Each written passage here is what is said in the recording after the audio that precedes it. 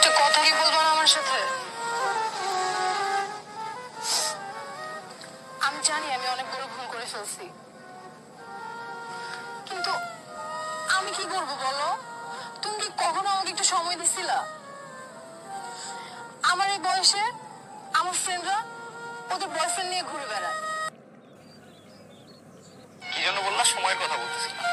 আমি সময় দিতাম না তাই করছা? কি বলবো আমি, কি বলবো, কারে বলবো আমি?